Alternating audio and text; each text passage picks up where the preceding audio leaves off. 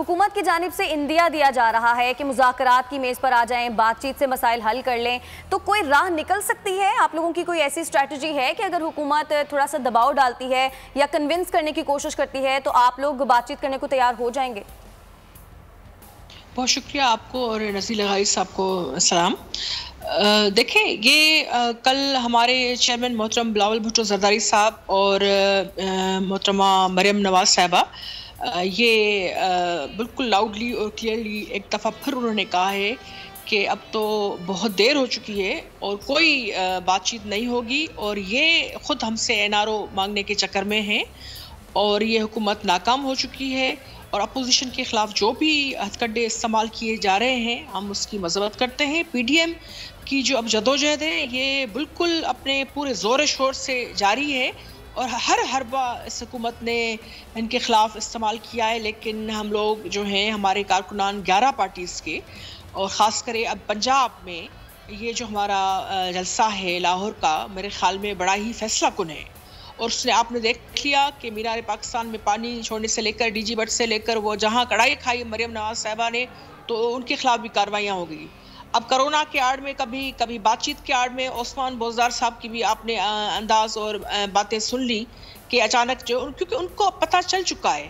पहले तो अपोजिशन के लोग कह रहे थे कि जनवरी का सूरज ये शायद नहीं देखेंगे, लेकिन खुद अब पीटीआई को ये यकीन हो चुका है कि ये जदोजहद जो है अपनी मंजिल पर पहुंची रहेगी और ये हर जो भी बीच में राह में रुकावट है, क्योंकि हम आईनी अपना हक इस्तेमाल कर रहे हैं और आप लोग तो आईनी हक इस्तेमाल कर रहे हैं, लेकिन मुल्क में इस वक्त कोरोना की जो सूरत हाल है हुकूमत तो ये रीज़न दे रही है ना कि बहुत तेज़ी से कोरोना फैल रहा है, तो अभी जल्द से जुलूस ना करें, वैक्सीनेशन आ जाएगी आने वाले दिनों में, उसके बाद सियासत तो होती रहेगी, जान से बढ़ के तो कुछ नहीं है।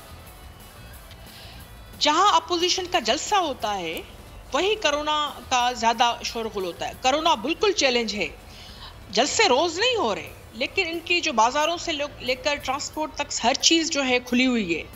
और ख़ुद जो है खैबर पख्तूनख्वा में हमने देखा कि ऑक्सीजन न होने की वजह से अमवात जो हुई, अब वो तो हमने नहीं रोकी थी।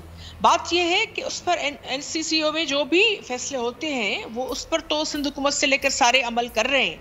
जलसे करने के लिए सिर्फ ये बहाना देना कि कोरोना की वजह से न करें, मेरे ख्याल में ये फ्रस्ट्रेशन का आलम है ये, क्योंकि हम बिल्कुल SOPs का भी जितना मुमकिन हो सकता है हम ख्याल भी कर रहे हैं, लेकिन बात यह है कि ये अब दिन इनके गिने जा चुके हैं। ये अब बिल्कुल खुली एक कहते हैं ना कि दादागिरी भी कह सकती हूँ कि मुल्तान में जो कुछ हुआ सब लोगों ने देखा, और अभी भी जो पर्चे कट रहे हैं, अभी भी जो धावे बोले जा रहे हैं, अभी भी जो धमकियों वाला जो लहजा है, अभी भी जो नेक्टा, पहले उनको याद नहीं थी, नेक्टा के हवाले से हम तो हर दफ़ा पार्लियामेंट में चीखते रहते हैं कि भाई जो आपने स्टेप्स उठाने थे उस हवाले से मरहलेवार वो क्या हुआ, उन पॉइंट्स का क्या हुआ जो एक्शन प्लान के हवाले से, क्योंकि ये पूरे पाकिस्तान का मसला है, हमारा मसला है। सिर्फ जो लॉ एनफोर्सिंग एजेंसीज नहीं, सिविलियन हुकूमत जो है वो क्या कर रही है और उसने अभी तक क्या किया है। शशि साहबा, अगर हुकूमत बाकायदा दावत देती है मुज़ाकरात की, तो क्या मुज़ाकरात के लिए राजी होगी? लगारी साहब, आप खुद एक बहुत ही ज़ीरक और मंझे हुए एक सहाफ़ी है, आपने हर दौर न सिर्फ देखा है, उसको कलमबंद भी किया है और प्रेशर्स भी बर्दाश्त किए हैं। आपकी निगाह, आपका विजन बड़ा ही है, आप बिल्कुल समझ रहे भी होंगे दिल में कि हो क्या रहा है। अब ये जो अभी बातचीत के हवाले से, क्योंकि उनको सामने ऑप्शंस खुद हुकूमत के ख़त्म होते हुए उनको दिखाई दे रहे हैं। अब काहे की बात, पार्लियामेंट को ये उन्होंने चलने नहीं दिया 2 साल। उन्होंने अपोजिशन के जो भी टॉप की लीडरशिप पे उनको जेलों में घसीटा, अदालतों में घसीटा, कोरोना के होते हुए उनको जो है वल्नरेबल पोजीशन में डाला। खुर्शीद शाह साहब और शहबाज शरीफ साहब की मिसाल सामने है, खुद आसिफ अली जरदारी साहब और फयाल टालपुर साहब, दूसरे लोग, खुद मोहतरम बिलावल भुट्टो जरदारी साहब, खुद CM सिंध, उनको किस तरह अब ये सारे विक्टिमाइजेशन के जो है ये हथियार इस्तेमाल करने के बाद, सारी महंगाई के बाद, ये तो 26 पॉइंट्स में हमारी कोई विक्टिमाइजेशन की पॉइंट होगी एक। अभी ये कहा जा रहा है कि जी अब ये कहा जा रहा है अपोजिशन की तरफ से कि सियासत में गैर सियासी मुदाखलत के दरवाजे हमेशा के लिए बंद हो जाएंगे। आप लोगों को इस बात का यकीन है कि ऐसा हो सकता है पाकिस्तान में कि सियासत में गैर सियासी मुदाखलत बंद हो जाए? हम पाकिस्तान को हम एक मोतबर और एक तरक्की याफ्ता मुल्क जो है देखने की जदोजहद में भी हैं और चाहते हैं हम अच्छी चीज़ों को क्यों न फोर्स करना चाहिए। और ये जदोजहद है ही एक जमहूरी एक आईनी हुकूमत के हवाले से है कि वो निज़ाम उस तरह का हो।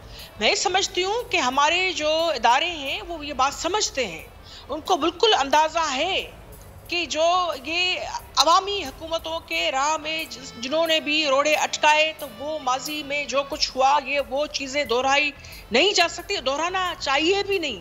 और पीटीआई जो तसादुम चाहती है, ये कंट्रोवर्शियल बार बार बातें करती है। अगर इदारे ये बात समझ गए हैं तो फिर तो मेरे ख्याल में मसला ही बाकी नहीं रहा है, फिर तो कोई ऐसा कोई परेशानी हो। मैं चाहती हूँ, मैं ये कहना चाह रही हूँ कि हमें उम्मीद है, हम अच्छाई की उम्मीद रखते हैं। हमारे इदारे, हमारी अफवाज जब सरहदों के पास होती है और उन्होंने बड़ी कुर्बानियां भी दी हैं तो हमें अच्छा लगता है। लेकिन ये सिविलियन गवर्नमेंट पीटीआई के नाम पे एक जो एक अजीब सी गैर सियासी ये लोग जो एक फौज जफर मौज बैठी है, आवे का आवा बिगाड़ दिया है उन्होंने। सारा वक्त वो रीशफल से सिर्फ मामला हल हो जाते हैं क्या? पार्लियामेंट में तो अभी भी ताला है। ये किस चीज की बात करते हैं? वज़ीर आज़म साहब कह रहे हैं कि अब पार्लियामेंट में जो है डायलॉग होना चाहिए। वो मीनिंगफुल बातचीत तो पार्लियामेंट में ही मुमकिन थी, लेकिन उन्होंने 2 सालों में इजलास कितने होने दिए।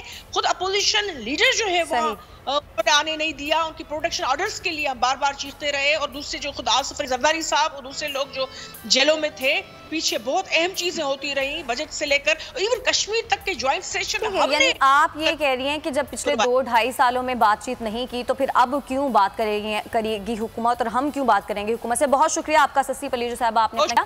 लगारी साहब, दुनिया का कोई भी बड़े से बड़ा मसला हो, बातचीत से ही हल होता है, मुज़ाकरात की मेज पर तो आना ही पड़ता है। हुकूमत खुद ये कह रही है कि हमने 126 दिन धरना देकर देख लिया, उसके बाद क्या हुआ, बातचीत हुई और धरना खत्म हो गया। हुकूमतें ऐसे जाती तो नहीं है धरनों से। देखें, दूसरी बार भी धरना हो रहा था, आपको याद है कि एक धरना उन्होंने दिया था, दूसरा धरना जो है उसकी तैयारी हो रही थी और वो इस्लामाबाद पहुंच रहे थे। और उससे पहले एक बड़ा काम हो गया कि उन्होंने कहा जी हम जो है वो पनामा की इंक्वायरी कराते हैं, और ये मामला कोर्ट को रेफर हो गया।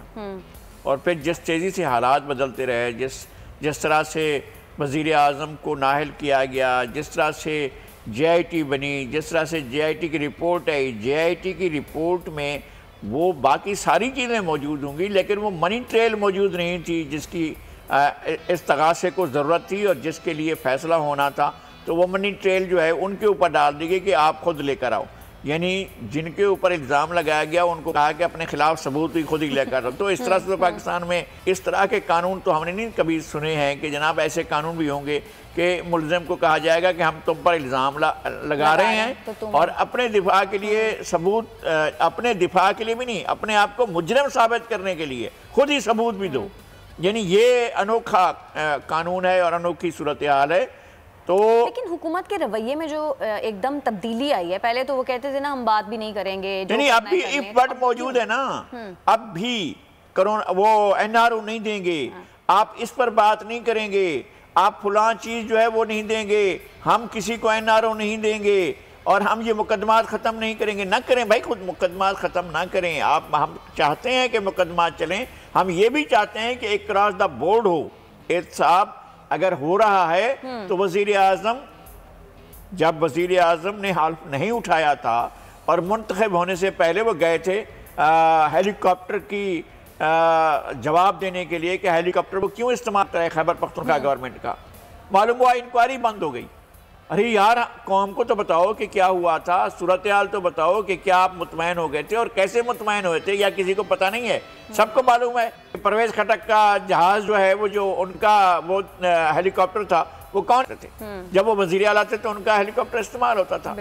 अब तो हमने खुद कई दफ़ा देखा है हेलीकॉप्टर को उड़ते हुए, वहाँ होता है बनी गाला, वहाँ से उड़ता है और प्राइम मिनिस्टर हाउस आ जाता है, फिर प्राइम मिनिस्टर हाउस शाम को प्राइम मिनिस्टर हाउस से उड़ता है और वहाँ पहुँच जाता है। हमने ये पहली बार देखा है कि वज़ीर आज़म के दफ्तर और घर के दरमियान भी एक हेलीकॉप्टर चलता है। हेलीकॉप्टर सर्विस होती है जो वज़ीर आज़म को लेकर जाता है और फिर वापस ले जाता है। तो ये अगर सर्विस मौजूद है तो, लेकिन वो सर्विस तो नहीं थी। आप वज़ीर आज़म हैं, आपका हो सकता है कि ये मनसब हो, आपके लिए ये प्रोटोकॉल हो कि आप हेलीकॉप्टर पर जाएं और हेलीकॉप्टर पर ऑफिस से वापस आएँ, लेकिन जो वज़ीर आला खैबर पख्तूनख्वा हेलीकॉप्टर इस्तेमाल होता रहा, उसका जवाब कौन देगा? और उसका जवाब कौन देगा जो मालक जब्बा में सैकड़ों एकड़ अराजी जो है वो कोड़ियों के दाम पर भेज दी गई? उसका जवाब कौन देगा जो BRT में घपले हुए अब भी रोजाना या बसों को आग लग जाती है या धक्के लगाने पड़ जाते हैं? BRT अब तक मुकम्मल नहीं हुआ है, उसका जल्दी बता किया गया कि ताकि इस बहस से जान छुड़ाई जाए। वो कोर्ट में चले गए कि जनाब इसके खिलाफ इंक्वायरी का कोई मसला शुरू ना किया जाए। FIA के खिलाफ, अपनी ही FIA के खिलाफ चले गए कोर्ट में, और जो वो उनके ऊपर था फॉरेन फंडिंग का मामला, उसको उन्होंने जो है फिर कोर्ट में चले गए कि जनाब मेहरबानी करें इसको रोक लें। और वो जो है अपना इलेक्शन कमीशन को जवाब देने, वो जवाब दे नहीं पा रहे। तो इस पर भी होना चाहिए ना, अगर ये सारे मामला। तो इन सब का फॉलोअप तो अपोजिशन को लेना चाहिए ना, इन सारे। कौन अपोजिशन कहाँ से जा के लेगी? वो उसकी नैब में रसाई है, नैब में उनकी कोई बात सुनने वाला है? एहतसाब के किसी इदारे में उनकी कोई बात सुनने वाला है? क्या उनकी इलेक्शन कमीशन बात सुनने के लिए तैयार है? तो उनकी बात तो कोई भी सुनने के लिए तैयार नहीं है, इसीलिए तो वो सड़कों पर आए हैं। वो कह रहे हैं कि अगर कोई ये कहता है कि एकतरफा एहतसाब, बल्कि अब तो एक मजाक हो रहा है, अगर तो उसको बंद होना चाहिए।